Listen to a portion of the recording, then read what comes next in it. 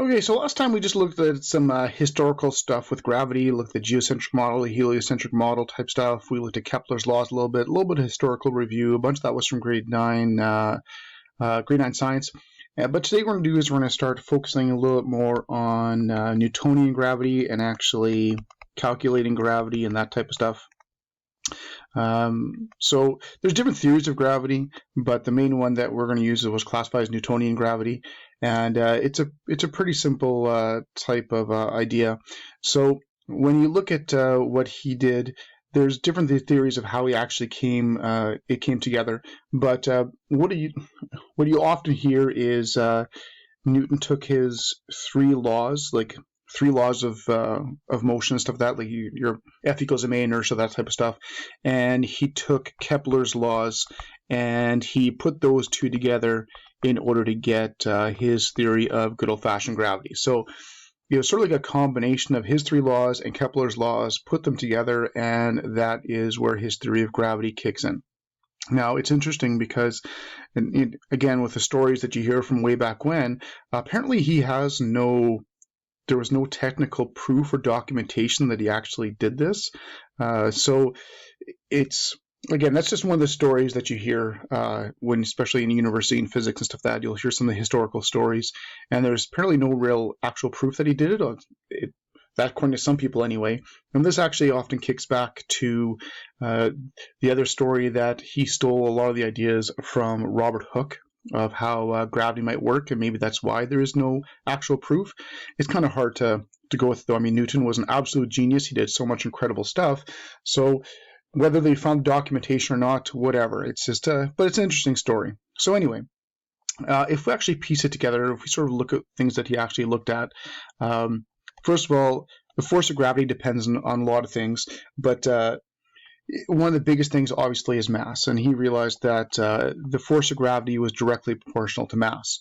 But the trick is, so to speak, is you can't just have one mass. You actually need two masses.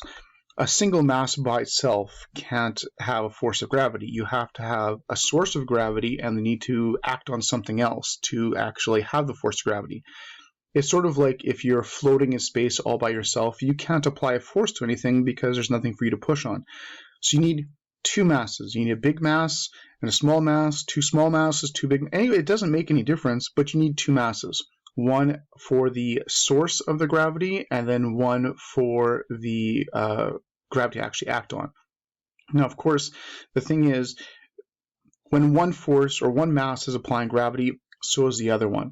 So you need two masses, but they both actually have gravity, and it's a mutual force between the two. This is Newton's good old-fashioned third law. There's always two forces equal and opposite. So of course, like the Earth is pulling on you with gravity. Well, you're also pulling on the Earth with gravity, and of course the two forces would be equal to each other. So the masses, of course, is really, really important. He also figured out that the radius was really important. So the force of gravity is also connected to the radius. Now I'm just going to hold off a little bit on the proportionality statement here for a second. Think about it this way. Suppose you have, my favorite analogy for this, suppose you have a paintball, and you take that paintball and it's in the middle of a magical glass sphere, and what that paintball is going to do is that paintball is going to explode. Hey, my thing turned red. There we go. Suppose the paintball explodes and it coats the inside of the glass sphere reddish. Okay, no big deal. Now, what if you did the exact same thing, except you made the glass sphere twice as big? If you made the glass sphere twice as big, and you took the exact same paintball and you put it inside and it exploded, it would still coat the inside of the bigger glass sphere with paint, but the layer of paint would be thinner because it is a much bigger sphere. Now, if you make the radius twice as big, the layer of paint is not going to be twice as thin on the bigger one. It's actually going to be 4 times thinner. So the radius is twice as big, but the paint layer is going to be 4 times thinner because the surface area of a sphere is 4 pi r squared. So every time you make the radius twice as big, since it's squared, the surface area becomes 4 times as big. So the same idea applies to gravity. As the gravitational field radiates out from the mass, it gets weaker and weaker and weaker and weaker. And since it's taking the shape of a sphere, as it radiates out from the object, it becomes very weak very quickly because the surface area that the gravitational field is spread over on is the shape of a sphere, just like the paintball idea. So we figured out that it was actually an inverse squared relationship. So as you get further and further and further and further away, the force of gravity gets weak exponentially as you move out, because it's going out in 3 dimensions, not just 1 or 2.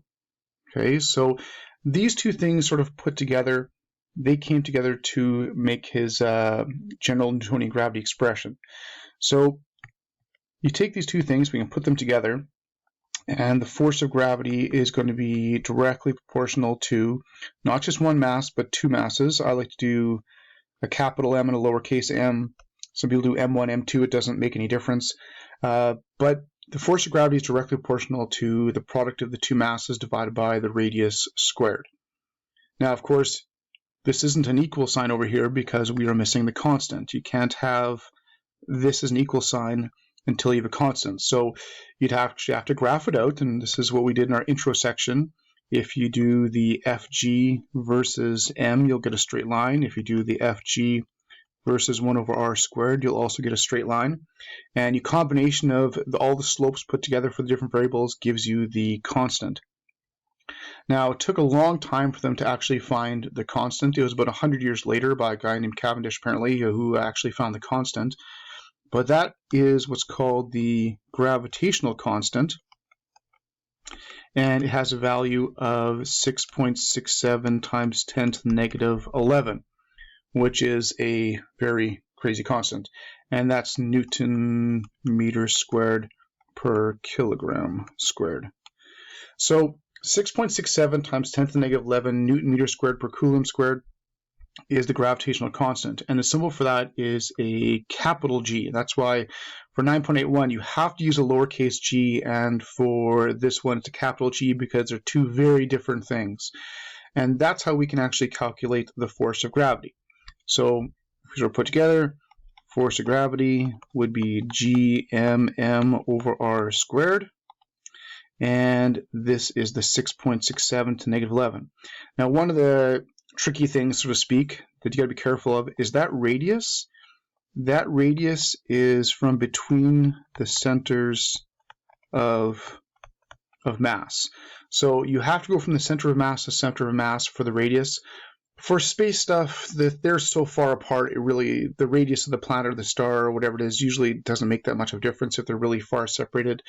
But for example, if you're going to calculate the force of gravity between like the space station and the Earth, that radius has to be to the core of the Earth, not to the surface of the planet. So it's a little bit different that way, but we're looking at that as well. So a lot of space calculations kick in with this, masses of planets, stars, moons, radii, that type of stuff. And this is where the sheet that you guys got last year in grade 11 has all your constant numbers and that type of stuff. Your super sheet from last year comes in really handy. It's the inside covers of your grade 12 textbook because the mass of the moon, the Earth, the sun, the radii of the orbits are all in there.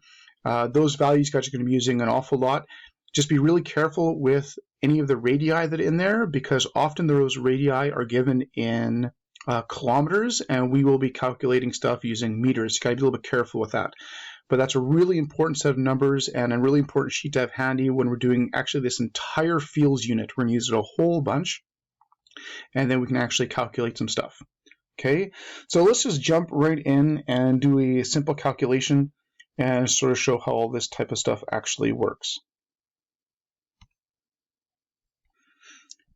Okay, so let's try this. Here we got a satellite above the Earth, and let's make something up here. Let's say we have a 1,200 kilogram satellite, and let's say it is 450 kilometers above the Earth. Okay, and we are going to find out what is the force of gravity between the two. Okay, it's just a really basic type of calculation, no big deal. So our basic expression, force of gravity, is gmm over r squared. I like to use capital M, little m. Some people use M1, M2, doesn't matter. I like to use my big M as my bigger object, and that's just what I like to do. So for me, this big M, this of course would be the Earth. So that is about 5.97 times 10 to the 24. You can find that mass on your super sheet or the inside cover of your book. And this right here would just be the 1,200 kilograms for my satellite. Now the radius, this is where you got to be careful, because that radius is not the 450. That's 450 above the Earth. That's 450 kilometers. So you have to change that into meters. So that radius is going to be the radius of the Earth plus 450,000 meters. So you got to be kind of careful with that radius. It's when things are really close together. Other than that, it's all just plug and chug. So you got the 6.67 times negative 11. You got the mass of the Earth, mass of the satellite, and I recommend multiplying those out and pressing equals and getting the numerator for that, and then squaring the denominator and writing that down, and then dividing the two so there's no order of operation mix-ups with your calculators and that type of stuff, especially when you're first starting out these types of calculations. So if we do that, the numerator, we should get about 4.78 times 10 to the 17, and the denominator, put in the raised to the Earth, add that, press equals, square it, and we should get about 4.66 times 10 to the 13, and then we can divide those two out. And if we do that, we will get approximately 1.02 times 10 to the 4 newtons. So that would be the force of gravity between the two objects. So now let's do something similar for between the Earth and the Sun. So we got the Sun over here. We'll say that's the Sun. There's the Earth. And we're just going to find the force of gravity between the Earth and the Sun. So same type of thing. The force of gravity is going to be gmm over r squared. G is 6.67, negative 11. You got the mass of the Sun, which is 1.99 to the 30. You got the mass of the Earth, and divide by the radius squared. Now the radius listed on your sheet and in your textbooks of that should be from center of mass to center of mass. So we don't need to add anything to it, and even if we wanted to, the distance between these two is so great that the actual radii of the objects would be irrelevant. So we can just type in the G, the M, we multiply them out, and the radius between the two and square it, and everything should work out.